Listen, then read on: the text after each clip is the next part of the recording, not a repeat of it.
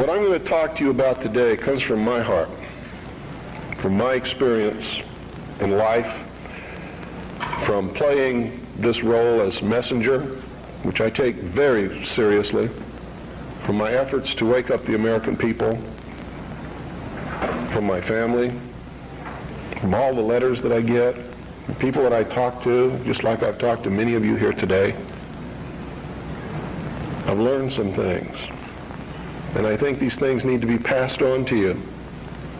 And I think you need to start examining yourself, your agenda, your mission.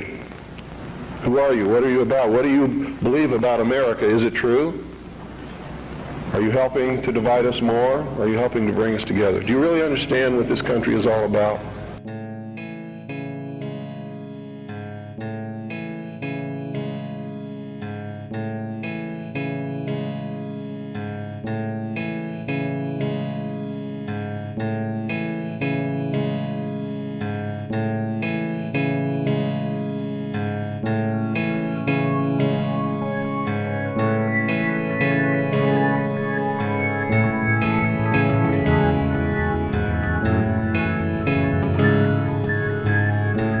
If you listened to shortwave radio throughout the 1990s, you were bound to invariably come across the sound of a captivating voice in the wilderness.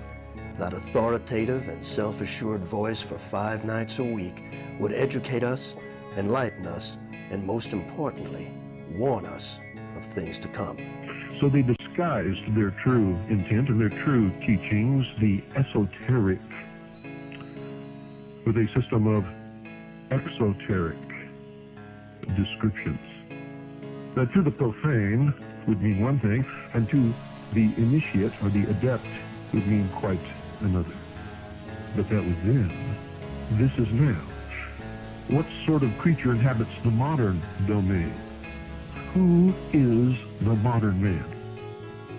That voice spoke to us of matters esoteric and exoteric, political and supernatural, scientific and lawful. That voice was world-renowned author, radio show host, and ex-Naval Intelligence Officer Milton William Cooper, otherwise known as Bill Cooper. Yeah, I was reared in a military family. My father's an Air Force colonel. He's retired now. He was a command pilot. And I traveled all over the world, lived on military bases for most of my life. I was really an indoctrinated individual, you might say. I was as establishment as you could get, as gung-ho, pro-government, pro-America, pro-military. And that's why I went into the military, because that had been so much of my life. I went into the Air Force. I was in the Strategic Air Command for 4 years as an aircraft and missile hydraulic technician. Bill left the Air Force in 1965 to join the United States Navy. Cooper was a member of the Office of Naval Security and Intelligence, serving as a harbor and river patrol boat captain at Da Nang and the Dong Ha River Security Group, Qua Viet, Republic of Vietnam. William Cooper was awarded several medals for his leadership and heroism during combat, including 2 with V for valor. He served on the intelligence briefing team for the Commander-in-Chief of the Pacific Fleet. It was during this time Bill would witness something that would forever change his life. While we were on a transit from the Portland-Seattle area on the surface, I actually saw, I was the port lookout, and I saw the most incredible thing that I think I've ever seen in my life. And it had such a profound effect upon my view of the universe and the world that we live in, that I wish everybody could experience this. I saw come up out of the ocean, from beneath the surface of the sea, a huge disc-shaped craft about the size of a Midway-class aircraft carrier, which is tremendous in size. Came up out of the ocean and rose into the air and tumbled on its axis and went up into the clouds, and I was awestruck, dumbstruck. And I mean dumbstruck, literally. I could not utter a sound. And my first impulse was to tell the officer of the deck that I'd seen a flying saucer, and then luckily for me I couldn't talk. So I told the officer of the deck that I'd seen something about 15 degrees off the port bow at a relative distance of about 2.5 nautical miles. And he began to look in that area. And the starboard lookout had heard me tell him this, and he began to look over there. And it did something that, as far as I knew, was absolutely impossible. I'd been in the Air Force. I'd worked on the state-of-the-art of our aviation capabilities, and here I was on the deck of a submarine in the conning tower, and I knew what we had to be able to have to go underwater, and I knew that the two were incompatible. Here's something that came from under the water and flew in the air and performed maneuvers, and then came back down and interfaced with the water at tremendous speed and remained intact, which realistically it never touched the water. The water sort of magically opened up in front of it, but something had to interface with that water. Anything that we had that interfaced with the water in that manner would have been disintegrated. It's like hitting a brick wall. So I was looking at a technology that, as far as our laws of physics and what we knew at that time, didn't exist. This was in 1966. But when we reached Pearl Harbor, we were not allowed to go ashore to go on liberty, even though we didn't have the duty. And about 2 hours after we berthed at the submarine base, a commander from the Office of Naval Intelligence came on board and debriefed each one of us individually in the captain's stateroom. And the ultimate outcome of the debriefing was that we didn't see anything, we didn't hear anything, and we had to read rules and regulations that told us that if we ever talked about what it was that we didn't see, that we could be imprisoned, we could be fined $10,000, we could lose all pay and allowances due or ever to become due. And I learned at that moment that the United States Navy didn't want anybody to know about what we saw, and that severe consequences could come down around the neck of anybody who did. This one event had started Bill on what would become a lifelong quest that would lead him into investigative territories such as extraterrestrial life, high-level government cover-ups, and the role secret societies play in all these scenarios.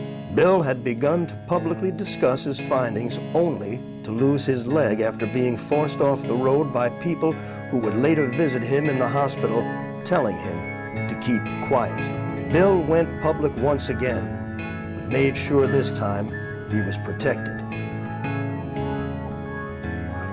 Originally back, I guess when Bill was first starting to release all of this material, he had released a document called The Secret Government, subtitled The Origin, Identity, and Purpose of MJ-12.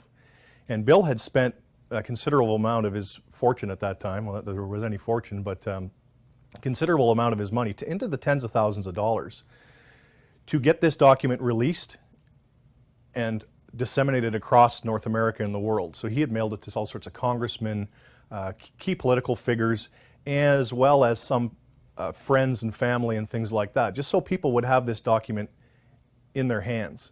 And that's how I protected myself, or at least that's what I thought would protect me, and so far it's proven to be right, was that if I got literally in front of the public overnight, in front of a large public, that they wouldn't do anything to me because it would substantiate what it was that I'm saying.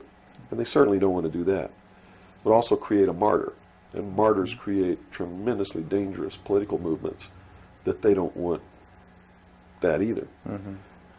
So literally within a 24-hour period, I spent $27,000 mailing a thick packet of information all over the world to people I'd never heard of, didn't know. We went down and got some mailing lists and just mailed this stuff all over the world. And I've been in front of the public ever since. So I think basically those are the reasons. They don't believe that the public's really going to listen to me, and so far that's been true. There is a small group of people all over the world who are awakening, who are beginning to understand that they've been living their life in fantasy land, and who are actively seeking the truth. But by and large, when the secret power structure says, as I've put in the first chapter of my book, right out of one of their own technical manuals, that a nation or world of people who do not use their intelligence are no better than animals who do not have intelligence, and thus are stakes on the table by choice and consent, they're absolutely right about the majority of people. Bill was frightened for his life back in those days, and he needed some way to get the information out to a large number of people. And keep in mind, this was in the days long before the internet, so there was no real practical, very easy way for people to do this kind of disseminating their information or documents that they had. It was very difficult back in those days, and the only way would have been through probably the printed word would have been the easiest way. So that's what Bill had done. He had made many copies of this secret government. The secret government was an amalgamation of Bill's continued research into UFO phenomena and was first introduced at the MUFON Symposium on July 2nd, 1989 in Las Vegas, Nevada. The document highlighted his research into the UFO crash in the late 40s in Roswell, New Mexico, and documents that alluded to President Truman's knowledge of extraterrestrial life and his administration's efforts to keep it quiet. Cooper had seen these documents while serving in naval intelligence. But eventually, when they began to have confidence in me, I began to see things coming across my desk that were just absolutely incredible. And a lot of it is really hard to talk about because it's so far outside the normal concept of reality for the average American that that they're going to find a hard time believing any of it. Mm-hmm. But I saw documents that were labeled under the classification top secret, and the compartmentalized, or the compartment that was put into was called MAGIC, M-A-J-I-C. Mm-hmm. Which told me that that UFOs are real, which I already knew. I'd seen one. Right. But this went farther than that. It told me that they were extraterrestrial in origin, that there were 4 different extraterrestrial species or races visiting this Earth, and that they had actually entered into an agreement with the United States government with one of these species of alien beings to exchange technology, and it told me all the projects that was underneath this. Project Red Light was actually the testing of extraterrestrial craft. Project Plato was a diplomatic project. Pounce was the recovery of technology. Pluto was the application of that technology to our own secret space program, not the public space program. There are 2 different space programs. One is what the public gets to see, mm-hmm. Which is overseen by NASA, and the other one is a secret space program that nobody gets to see, which is really overseen by the Navy Department under specialized, compartmentalized black projects. I also saw documents under an operation called Operation Majority, which outlined the plans to bring together a one-world government. It also included extraterrestrial information within that. Project Grudge, which was the second project. First was Sign, and then Project Grudge, which contained all of the extraterrestrial information up to a certain point. I forget the year cutoff. And then it was contained after that in another project called Project Aquarius, which was the accumulation of the whole history of alien interaction on planet Earth. But I have to say at this point that I don't know if those documents were really telling the truth or not. Bill, at this time, was acquiring a reputation as a UFO specialist. Unlike others in the movement at that time, Bill's credibility was unique because of his experience in naval intelligence. In the late 1990s, however, Bill reconsidered much of what he was saying, as his research led him to believe the technology he and others were witnessing may have been the creation of our own government, created and tested in areas such as the infamous Groom Lake, Area 51 in Nevada, where Bill filmed his documentary, Project Red Light. Bill was actually the first one to go to Area 51 and start filming some of these UFOs or alien spacecraft, whatever they may have been. Bill always maintained that it was a military base, which it is. We all know that now. In the early days, the U.S. military refused to even acknowledge it existed until Bill Cooper got a satellite photograph from the Russians, which proved it existed. We could see the landing strips, all this kind of stuff, and clearly there were there was some sort of infrastructure there. There were buildings and something was happening. So Bill decided, and for a number of years, was taking expeditions up to Area 51, and he would take people there, and maybe one night they wouldn't see anything at all, but most nights there was some UFO activity. Doyle Shamley, a Gulf War veteran and Army reservist, had paralleled Bill's quest for answers. The two met at a research conference Doyle had been arranging, and soon the two became tight research allies. Doyle would eventually leave the reserve and join Bill in Arizona to conduct full-time research up until Bill's death. Then he realized his research at the time was heavily with Lars Hansen and many of them in the UFO realm. And he realized that most of them, and a lot of them upon admittal, and I have the documents, admitted to working for, either in the past or still being on CIA payroll.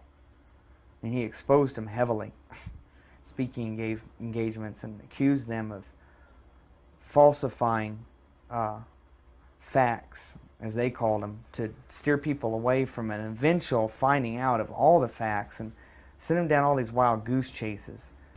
In all the history of the world, folks, if we were really being visited by extraterrestrial life, don't you think we would have found one by now? Don't you think so? And how come the government always gets there first? It's podunk time. It's in the middle of nowhere. There's a farmer milking his cow, a flying saucer crashes, and the government gets there before he could get from his cow to the crash site.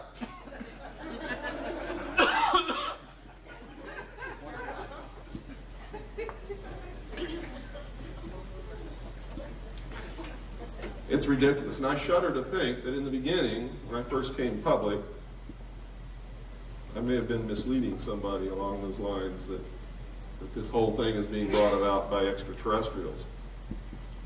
I think some of us were really used in the service of our country, and I'm very angry about that. He then realized that the scope of it was not going to be handled by just searching the paranormal.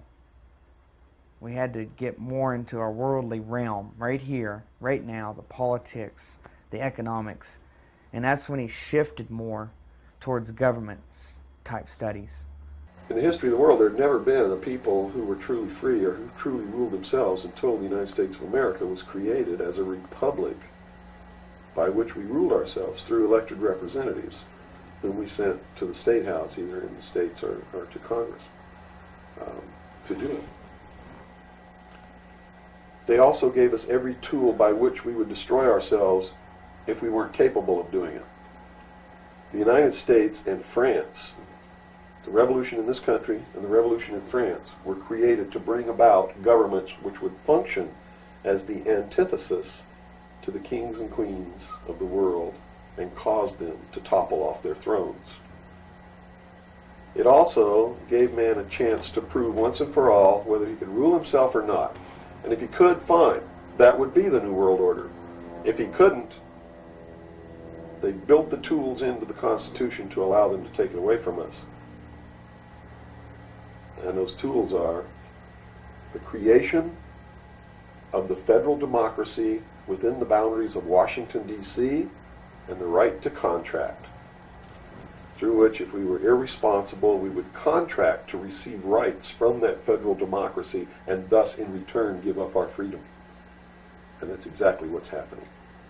After lecturing, releasing documents, and doing talk radio for a number of years, Bill had finally synthesized his research, life experiences, and philosophical insights into what would become one of the most popular underground conspiracy books of all time.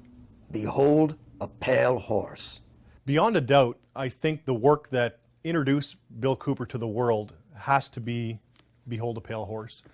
Now, Bill had released a lot of other documents and things, but up until 1991, when the book was published, self-funded, by the way, the book starts out with Bill describing himself, who Bill Cooper is. He was reared in an Air Force family, goes through his early childhood years up to when he came back from Vietnam, and then where he got all of this information that he was putting into his book and why he felt compelled that he had to release this information.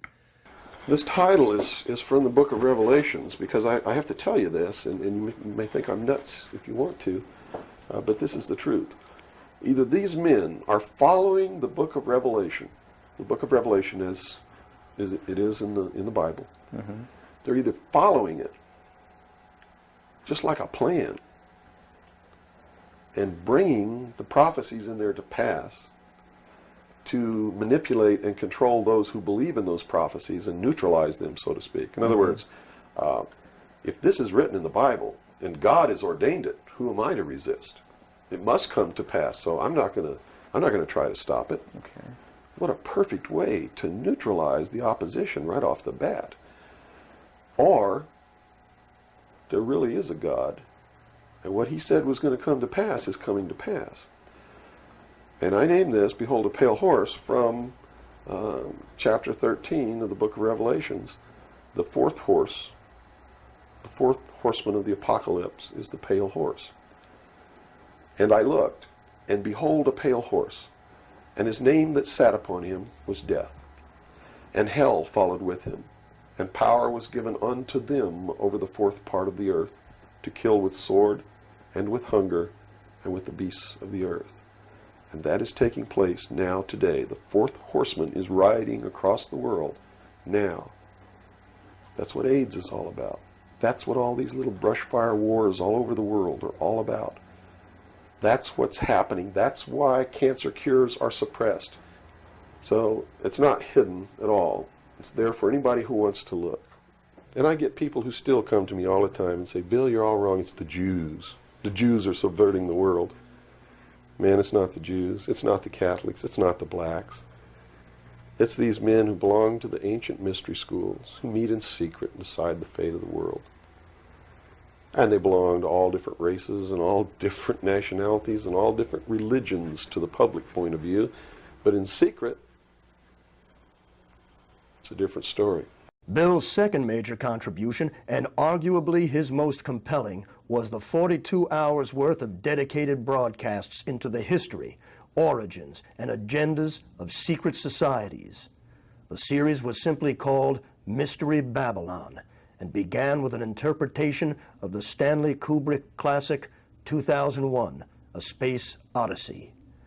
To simplify, I guess we could say that Bill took us on a journey through the language, religion, and symbology of the elite, the power structure. What do these people believe? He started out with something modern and then took us way back into the ancient texts of the mystery schools, ancient Egypt, some of the beliefs and mythology of ancient Egypt, tons and tons of Masonic works and other mystery texts.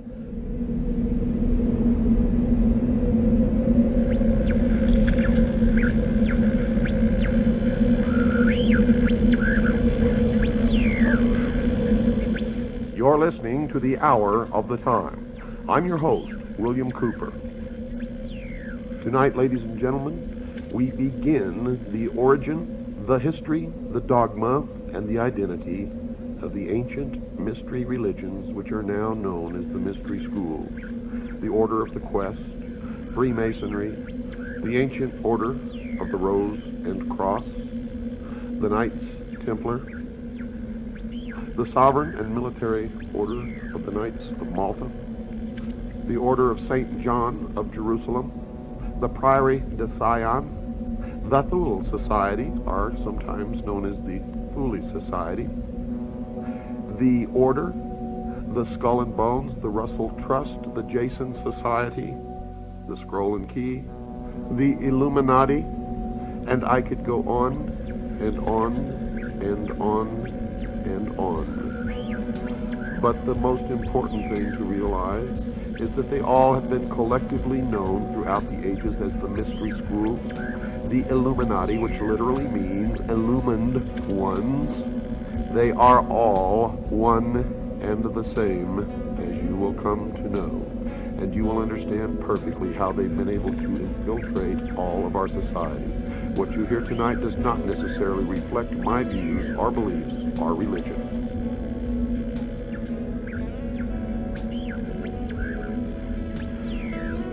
They have ruled from the shadows, you see. And they call themselves the guardians of the secrets of the ages. And their first religion was called astrotheology, or the worship of the heavens. And their first object of worship was the sun. The second object of worship was the moon. And everywhere you see the mystery schools or the mystery religion, you will see the symbols of the sun and the moon, also known as Osiris and Isis. For in the religion of the mystery schools, they believed that man was held prisoner in the Garden of Eden by an unjust and vindictive God. And that man was not told by this unjust and vindictive God that he could have the same powers. And man was set free from the bonds of ignorance by Lucifer through his agent Satan, and many believe that the two are the same. And that's okay, because maybe they are. And that through the gift of intellect, man himself will become God. Now, for those of you who understand what I am imparting to you now, you may not even have to listen any farther, for it explains everything that has ever happened in the history of man, and everything that is happening now, and all that is to happen in the future.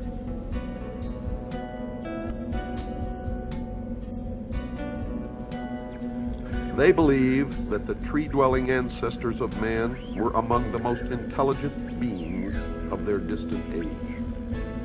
And when these creatures finally abandoned the trees and walked fully upright, freeing their hands to serve as implements of their minds as well as their bodies, there began the most successful evolutionary drive toward higher intelligence ever witnessed in nature.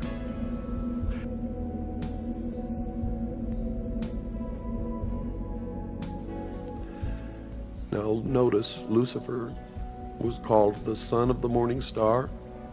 It was also called the morning star, and there is a great mystery here, because Christ also called himself the morning star. But I have been told by those who have been initiated in the mystery schools that Christ and Lucifer are one and the same being.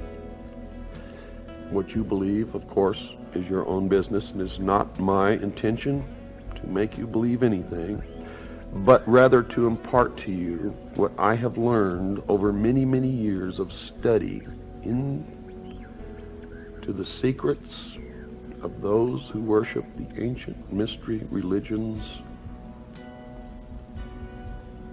in secret for thousands of years.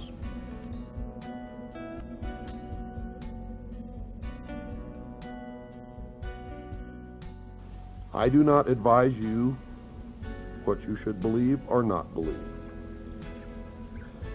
But I do advise you that we all need to learn as much as we can about everything that we can, because one thing I have learned in my life is that most of what we have ever been taught has been a lie. And that whoever these people are, who are the priests, the adepts, and the initiates in the mystery schools, they are in control, and they are shaping the future, and that future will affect all of us, so we had better learn as much about them as we can. One of the brilliant things about Bill was that he was able to fluidly switch between when he was reading to when he was commenting, so that sometimes it was imperceivable. He had such a fantastic grasp of the English language that he could speak to you almost the same way that these ancient texts did. The very word secrecy is repugnant in a free and open society, and we are, as a people, inherently and historically opposed to secret societies, to secret oaths, and to secret proceedings. For we are opposed around the world by a monolithic and ruthless conspiracy that relies primarily on covert means for expanding its sphere of influence, on infiltration instead of invasion, on subversion instead of elections, on intimidation instead of free choice, on guerrillas by night instead of armies by day. It is a system which has conscripted vast human and material resources into the building of a tightly knit, highly efficient machine that combines military, diplomatic, intelligence, economic, scientific, and political operations. Its preparations are concealed, not published. Its mistakes are buried, not headlined. Its dissenters are silenced, not praised. No expenditure is questioned, no rumor is printed, no secret is revealed. So they ordered his execution. It was actually ordered by the policy committee of the Bilderberg Group in The Hague in Geneva, Switzerland, and was carried out by agents of the secret government in Dallas. The man who actually administered the coup de grace was the driver of the car, William Greer. We have a film in beautiful living color that you can actually see with your own eyes William Greer turn with an assassination pistol in his left hand and shoot the president point blank in the head over his right shoulder. It's incredible this has been hidden from the public for all these years, but the same film has been shown on television for all these years, but they've always zoomed right in on Kennedy and cut the driver out, so you can never see it. It's the Zapruder film. It was never shown to the Warren Commission. They never saw it.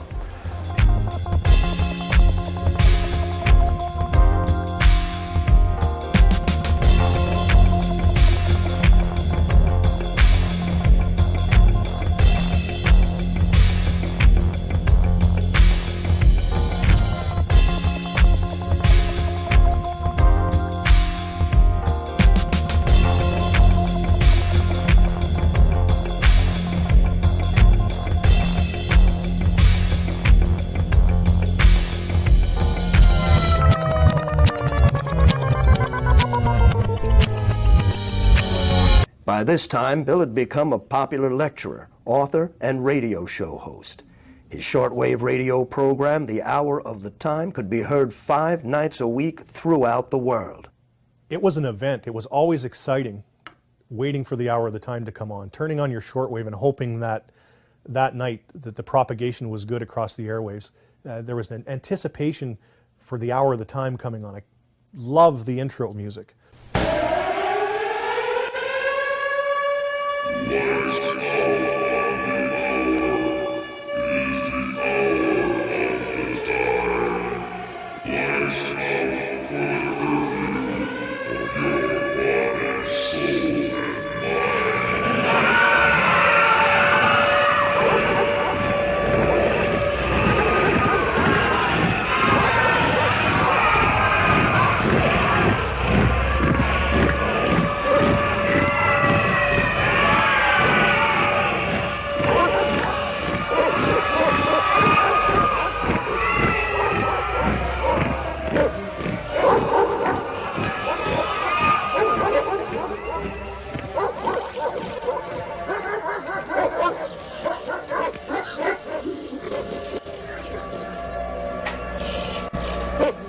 You're listening to The Hour of the Time. I'm William Cooper. For the first time in the history of the world, man was free. Literally, a king and queen in his or her own right.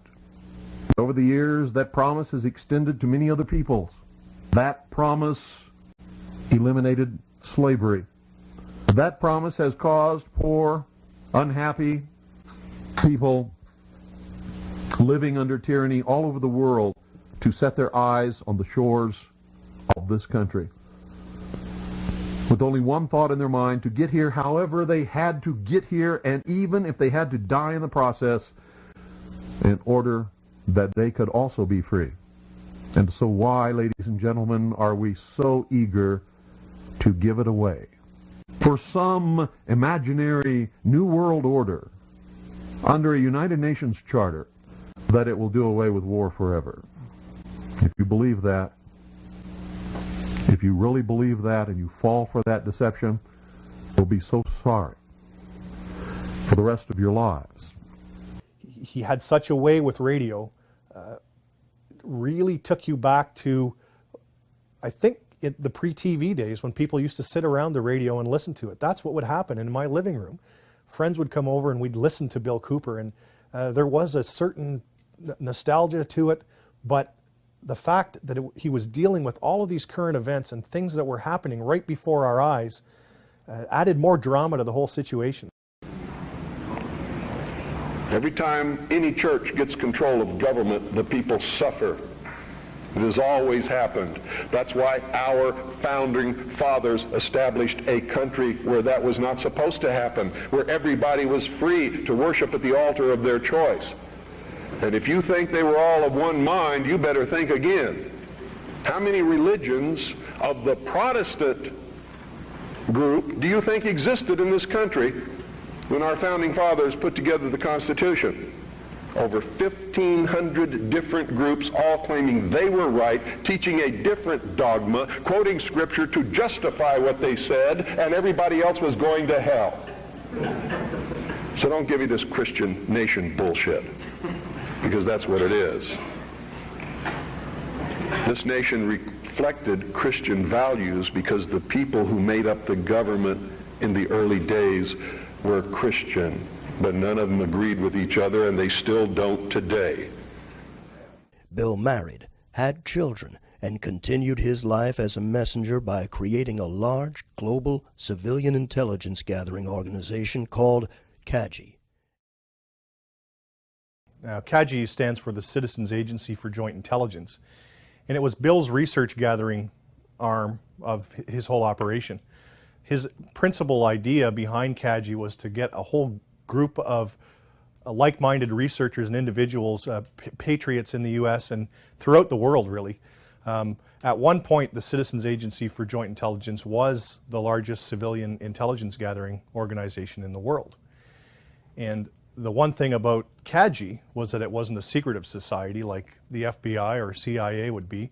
It was an intelligence gathering organization with the idea of putting this gathered intelligence out to the rest of the world.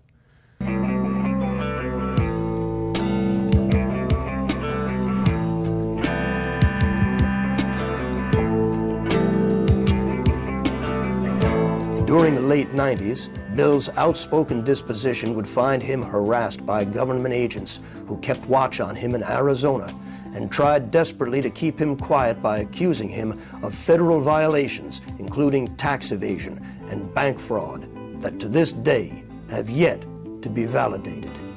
Essentially, by July 98, I was moved here with Bill to conduct full-time research into the mystery schools and secret societies and the government protocols in general. I was in the next town over running some business errands and came back, and he came rushing out to meet me, and he said the federal marshals were just here. I said, what? He said, yeah, they came up and they said they were going to serve me with charges. Well, he countered them with the jurisdictional issue, which he is probably the expert on, or was the expert on, and is on the website. Because then they, as in federal government, started pulling goofy stuff. Agent Fillerup was an FBI agent out of Pine Top Lakeside. Agent Fillerup showed up one day, this is just a couple weeks after the federal marshal initial visit. We were out in the backyard barbecuing, which we often did. He got out of his Bronco and said, oh, I just want to talk like old friends. And basically we told him we knew he was full of shit. And, well, let me just hand you this envelope. And he's waving it. No. And we were still barbecuing away, and he was still out the side of his vehicle there, and he goes, well, I'm going to come on up. And Bill told him point blank, do not come up here. You're not welcome. I'm not talking to you. You go back and tell your bosses that there's not going to be another Waco or Ruby Ridge in this country. And this time you guys, and this was his own words, you stepped on your dick. And he got back in and back down the hill. He only had about a year. Basically had a timeline to bring Bill in on these trumped up tax evasion charges and bank fraud. We did have a meeting with Congressman and his staff. He brought his entire staff up to one of our backyard little barbecue things, and we knew they were coming up, but we had to cook anyway. And they sat and talked to us for quite a while, but they weren't willing to help. And we were, like I say, always wanting a peaceful end to this and an answer to our jurisdictional questions. And to alleviate this problem, another thing we did was contacted any bank you'd ever dealt with. Car loans, banks, house loans, property loans, anything. Oh, no, we're a glowing customer, paid off early, never late. No fraud in existence. So essentially, when the year came up that Filler Up was quasi-given as a deadline and nothing had taken place, he was moved on, Agent Filler Up, to who knows where, maybe the real Siberia. And things seemed to calm down a little bit. And we were hoping that maybe it would just kind of go away. Unfortunately, things did not calm down. After Agent Filler Up's departure, more agents were assigned to watch Cooper, and Bill was eventually placed in what was known in the 90s as Filegate, where President Clinton ordered unconstitutional investigations into a number of individuals that were deemed a threat. The heat escalated to the point where Bill felt it was necessary to protect his wife and children by placing them in hiding for their own safety. It was now Bill and Doyle fighting the federal government on what seemed to be phantom charges. Towards maybe the last 8 months or so of his life, because of events happening around the world and then culminating in 9/11,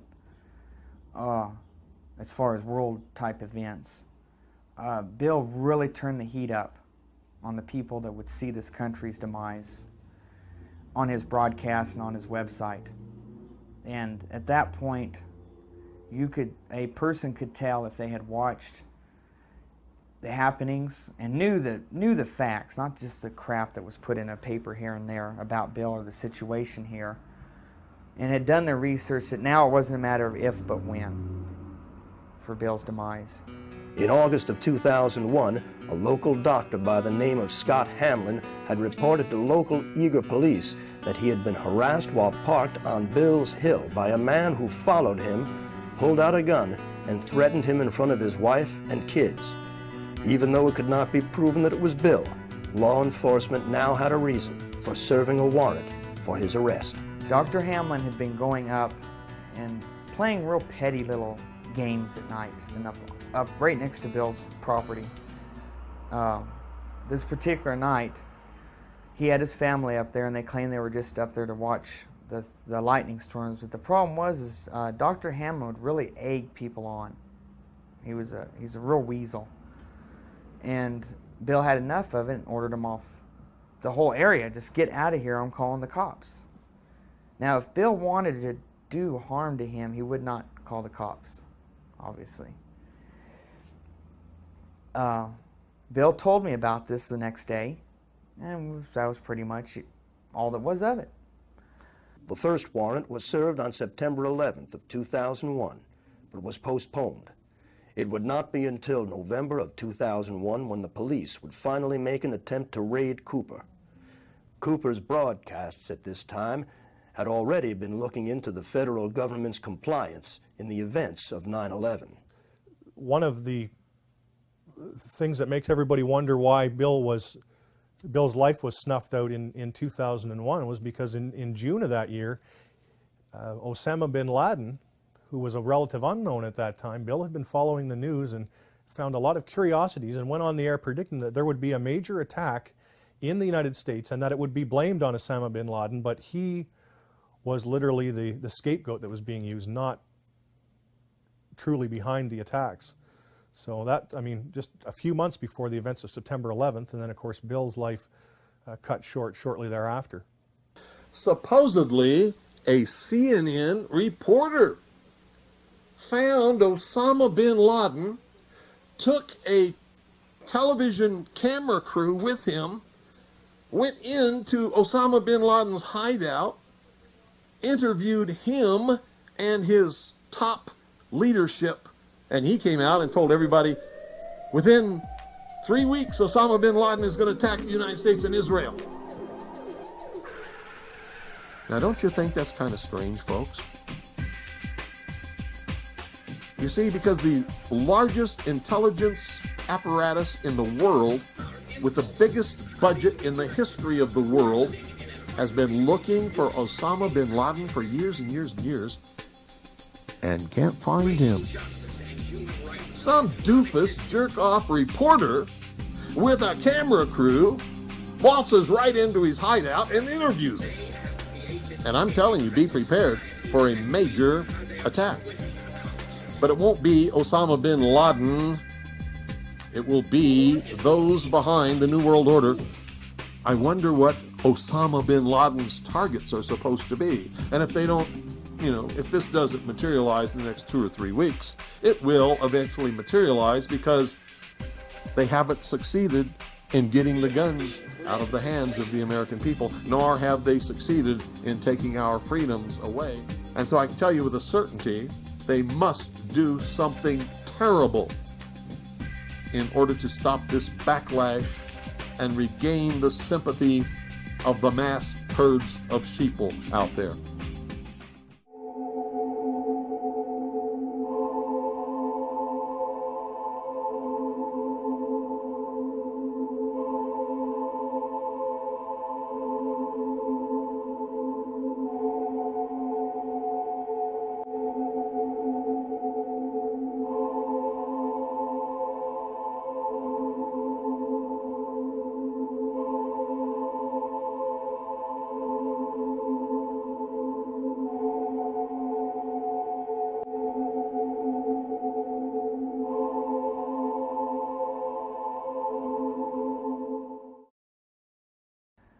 Bill heard the commotion out here, just the ruckus, because the noise that comes up the road being so rough and stuff. He assumed, I guess, that it was typical high school partiers because they leave their trash and stuff out, and the local property owners all around us had come to us and asked us to run them off because they were destroying gates and fences. He came out, got in his truck. His truck was always parked right out in front of the house there, right past the driveway. He came down here, and then at that point, he came down to go to this other end of the street, which is right down there. You can see the sign and the gate. Okay, that's where they parked, and that was real common for the high school children and people making noise and throwing trash around and stuff to do. They would park down there.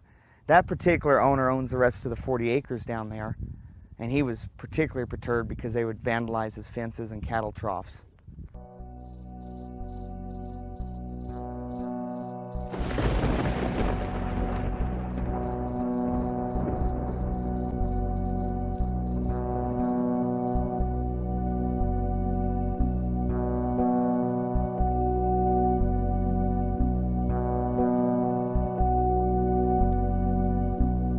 Bill proceeded up this road to this cul-de-sac here where the truck was parked. It was unmarked. No one was in uniforms. They did not identify themselves. That was it. They had said that in their briefings the very next day. They were parked here. They intentionally had a vehicle with an incredibly loud stereo system, and they made a lot of noise themselves, hooting and hollering. Bill came down and told them, this is based on the law enforcement people that told me this, that were involved that night. Bill told them if they didn't leave, he was calling the police, and they shunned him on. So he then turned around to go back to his home up there and call the police. Right here out of this juniper was a spot. I was told by law enforcement officials that the first deputy came out right at Bill's truck because he was cruising along slow. And this is the point where Bill knocked him off sheerly with his arm, not ran over anything. That guy basically just landed on his butt because Bill hit the gas. So he made this little curve here, and this is where he stopped. At this point, according to law enforcement officials, from their briefing and then plus people on site right then, when he stopped, one more person approached the vehicle, but not running. And that's when he did the open hands thing and a sign of, like surrender or whatever.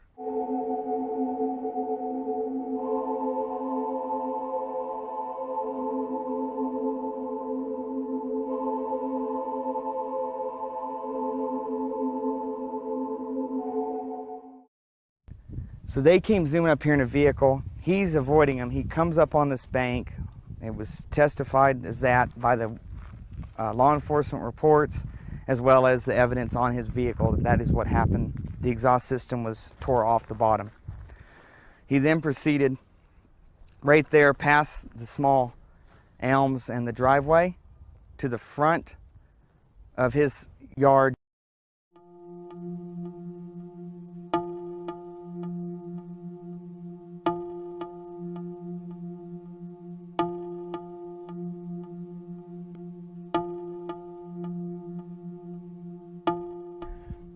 I was told by the law enforcement officials that were on site and ones that had to come up afterwards and get a briefing so they knew what went on roughly, because public was obviously going to be coming to try to come up here, and news crews and all whatnot.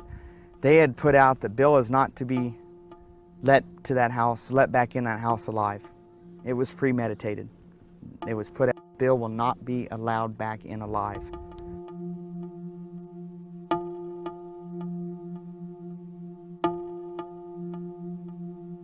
Right here at Bill's home is where he pulled up. His front of this vehicle would be towards me. The other vehicle was parked with the front towards the other end of the street. Bill ran around the back of his vehicle, which would be towards the driveway. He then proceeded across his yard. This is when the shooting began, according to their reports.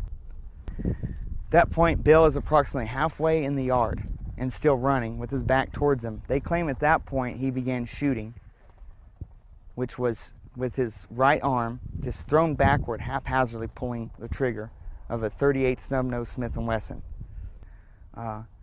Bill was supposedly shooting backwards like this, which would be back towards the street in reality, that direction. When he hit Marina's, that angle does not work at all. Plus, the bullet hole in the glass of the 58 Chevy indicates a bullet path of approximately this direction through the driver's roll-down window and out the passenger corner of the windshield, indicating clearly it went towards the dome in town, which is the high school field for playing during the winter. At that point, Goldsmith opened fire, hitting Bill several times. Bill fell down right where the porch would start, and the dirt would meet the concrete sidewalk. Next to the planter, you can just slightly see raised on this side favoring me from the front door. That's where he fell. And according to them, they quit shooting and he was dead.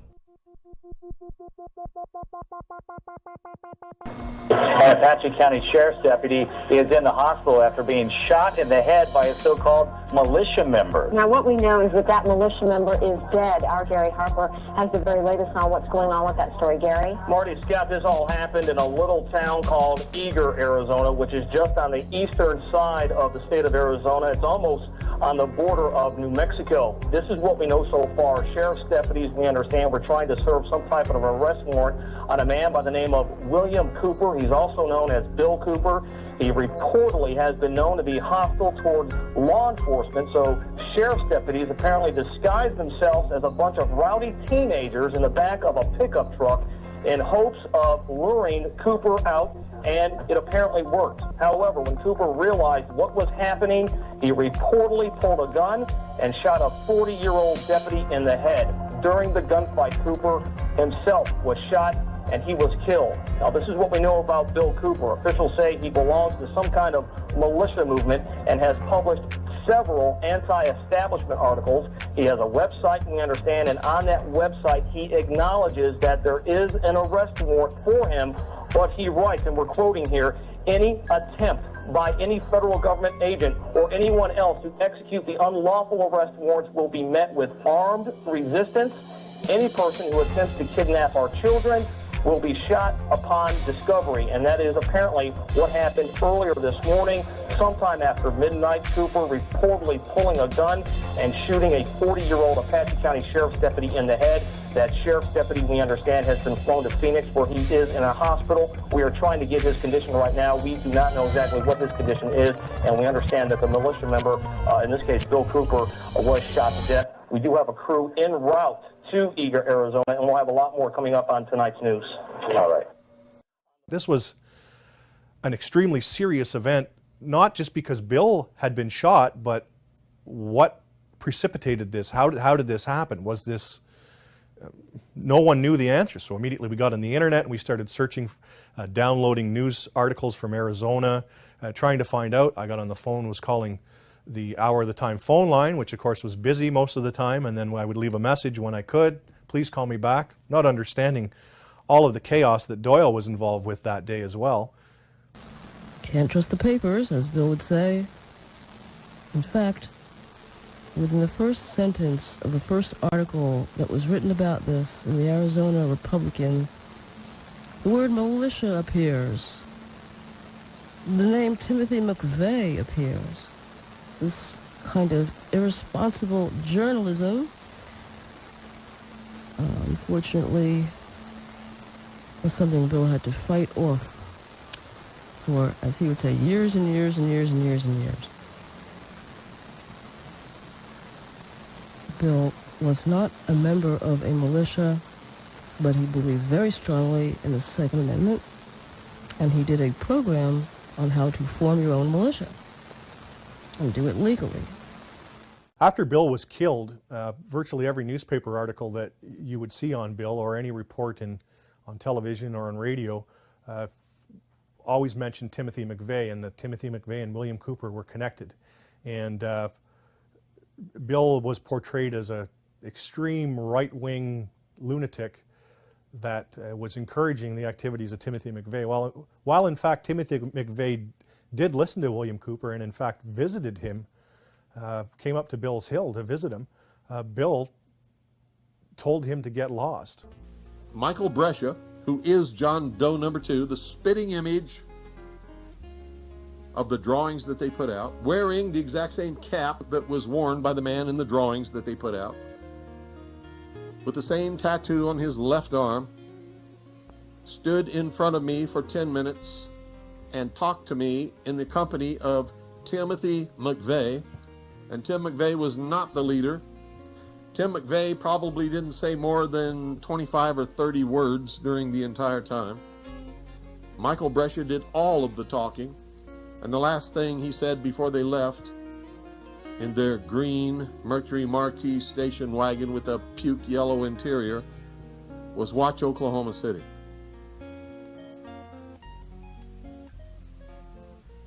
If anyone was in charge, at least on that day, it was Michael Brescia, John Doe number 2, not ever Timothy McVeigh. They told us during that conversation that they were setting out on a mission to make things better in this country, and that they had the approval of the United States Army, who had implanted them with computer chips, had given them their blessings, and knew exactly where they were and what they were doing all the time.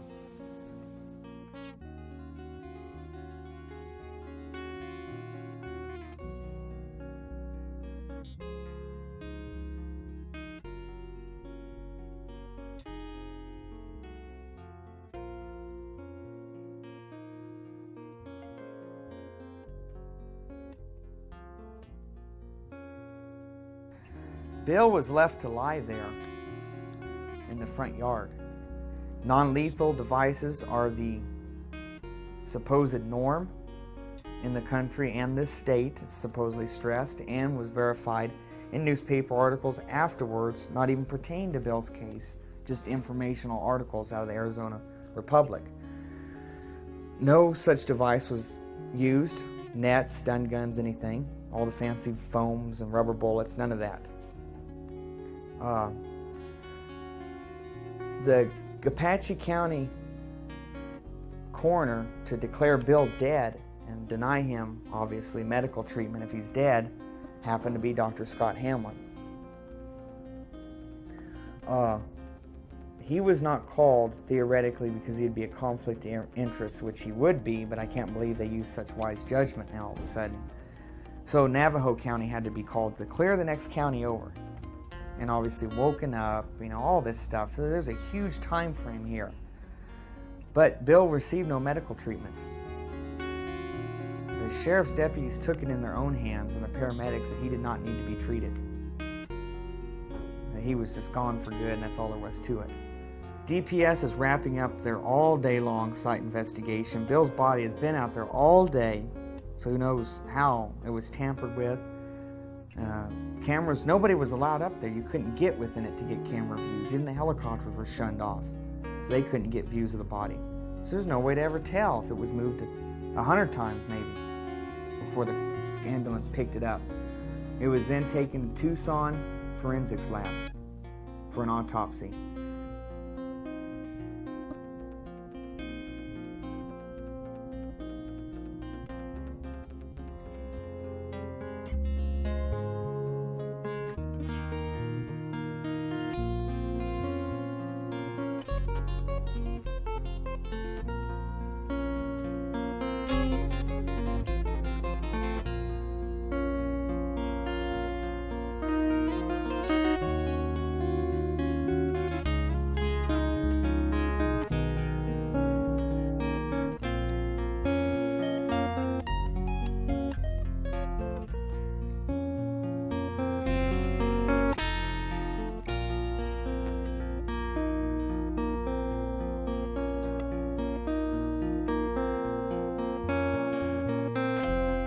Those of you who are smart enough to know what is transpiring here know that these are historic broadcasts, and by making these broadcasts, I have sealed my fate.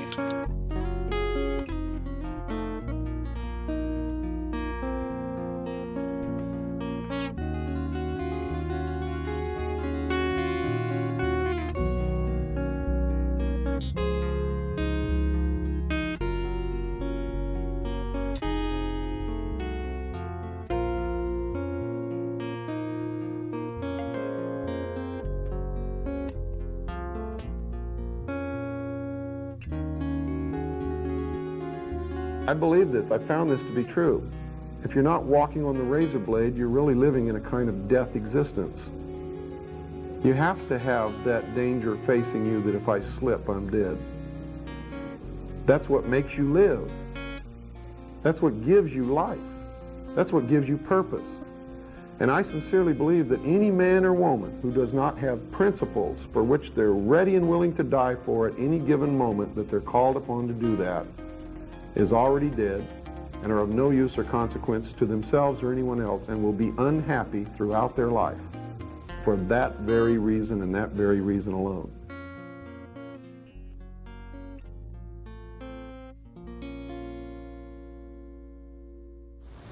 Bill Cooper, shortwave broadcaster, the most dangerous man in broadcasting, according to Bill Clinton, dead at the age of 58.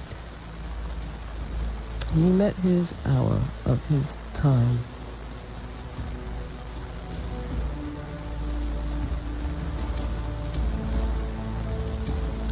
He was trying to tell us all in the last week that this was the hour of our time, that we are in dangerous times. He tried to warn us in the last few broadcasts about the surveillance network, the secret courts that would surely eventually take anyone that was needed. And I believe that this is why that he was finally quieted forever.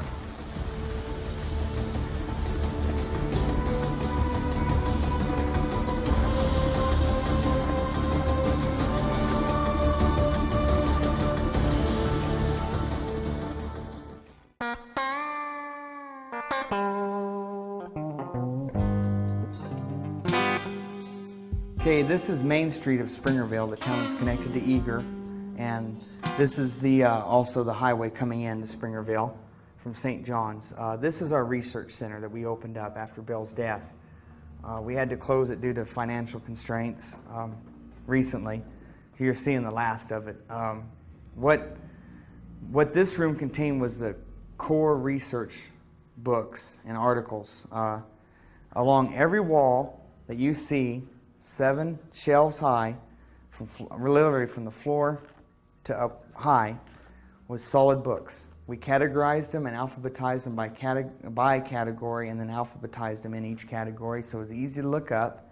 Down the middle here were all desks, and with all the outlets, we had the ability that people could come in and use each format of of media, for instance, beta, VHS, high 8, whatever, with a monitor, and they could use books, and I made arrangements with the copy shop down the street, and they would make copies for us at a reduced rate.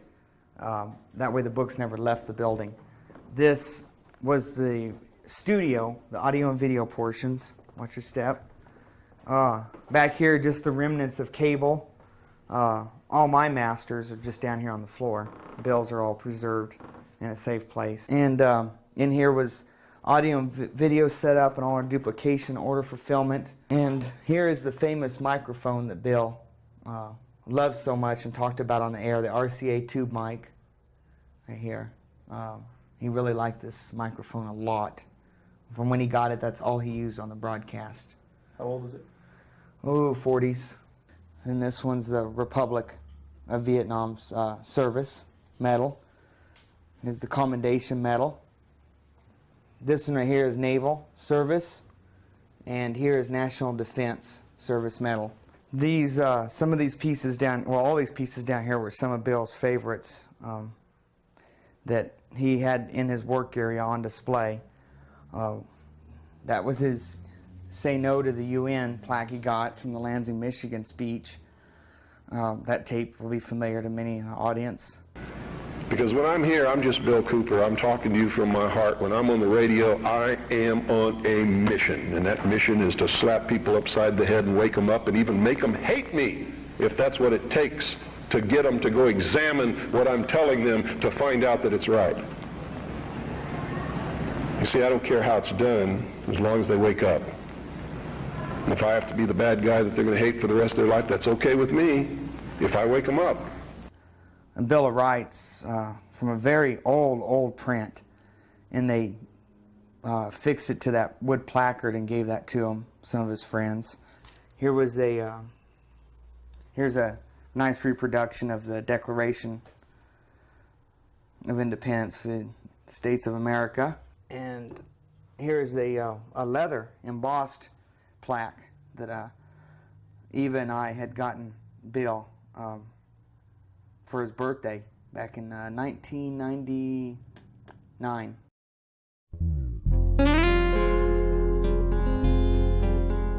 The story of how I came upon this site is a unique one. Tasked with having to find a site and not much time, I went to the city of Springerville, and this was one of the few things that worked out smoothly following his death, and at least with all the arrangements. I went down there. The city personnel in Springerville knew my situation and why I was there. They gave me the funeral plot on a handshake and let me pay it off a month later. It's an old cemetery, basically a very crude mapping system because of the age of the graves. I met Tom, the city crew member, right down there at the entryway, and I parked. He was behind me, and I got out of the vehicle, said, "Hey, let's take a look," and he goes, "Well, let's just start walking around and see what you think." And I look out here, and it's the exact view that Bill loved in the mornings, afternoons, whenever, but afternoons his favorite. It's the same view we had from his back porch where we would barbecue and sit and listen to shortwave radio at night and watch the sunset and the snow, and just beautiful. He loved it. He talked about it on the radio often. So I'm standing here, I'm looking at this, and it's amazing. I'm still getting this chill feeling. And I look over like this, and there's Bill's house, perfectly in line. And this is essentially the exact same elevation and line of his back porch where he always sat and enjoyed the view of this valley, the round valley here. I said, I want this one no matter what. The gentleman, Tom, he circled the area with cones and parked a vehicle here and notified the city crews that no one was to get this spot because it was for Bill. And that's pretty much how it happened.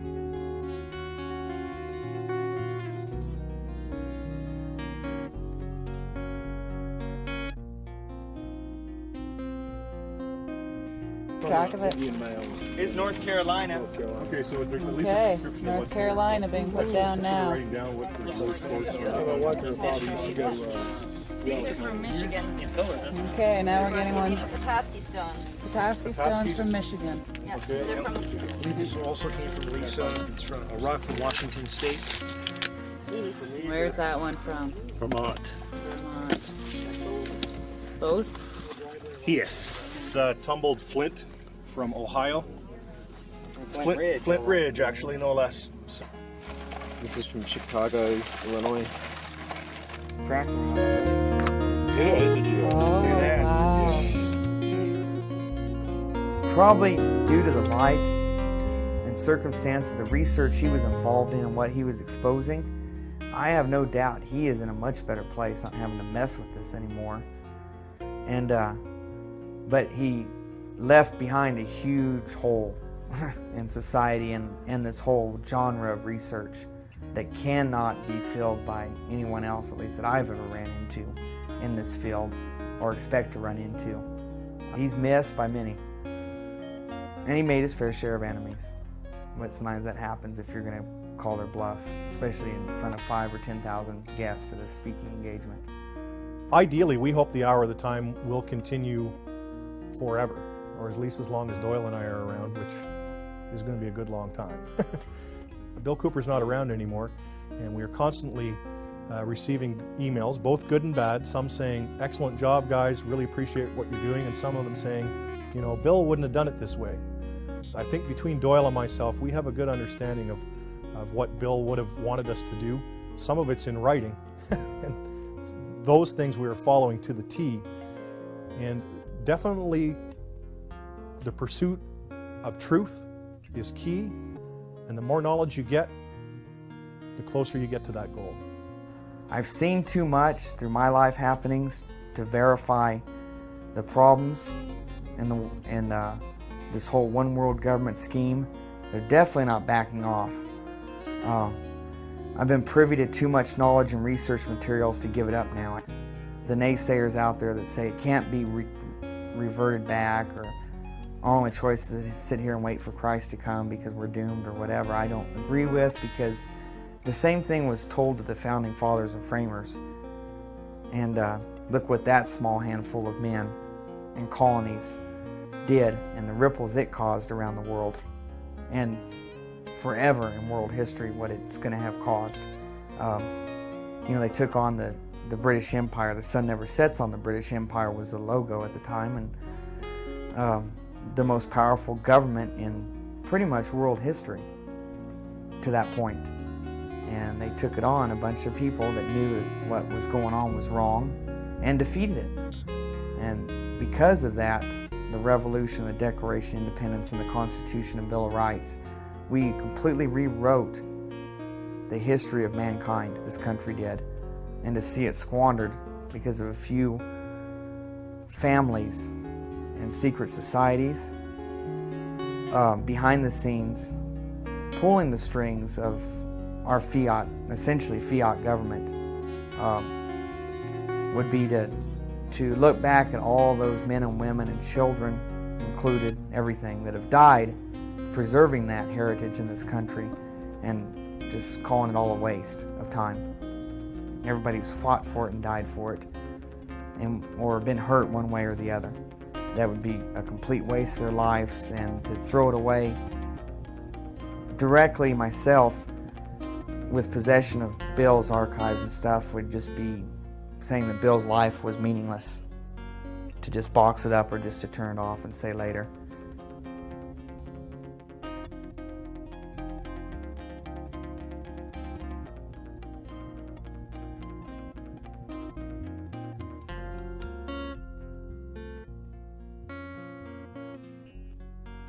Do you understand what I'm telling you?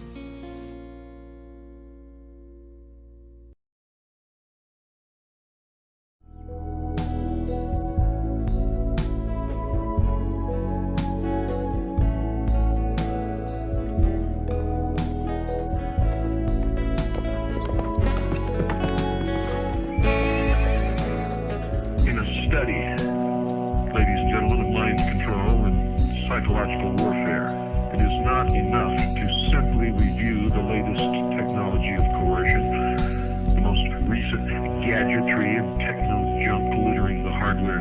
occupied depots of governments and so-called cults. You see, far more dangerous than these appliances is the praxis behind them. Ages old, the underground current which informs the modern project and this modern era. You see, for life in our modern era is little more than life in an open-air mind control laboratory. To transform the mass of targeted percipients plugged into the electronic and digital pageantry of the establishment's system of things into the perfect human zombie.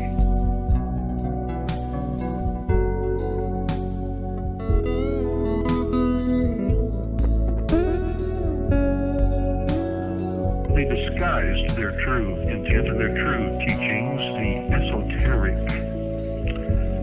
with a system of exoteric descriptions. That to the profane would mean one thing, and to the initiate or the adept would mean quite another. But that was then. This is now. You're already in the New World Order. You're already in the New World Order. World Order. What sort of creature inhabits the modern domain? Who is the modern man? He is the smartest, most advanced individual to ever strut the planet, the most relatively liberated being in history. He scoffs with great derision at the idea of the existence and operation of a technology of mass mind control emanating from the media and government. Modern man believes that he is much too smart to believe anything as superstitious as that. But the truth is, modern man, ladies and gentlemen, is the ideal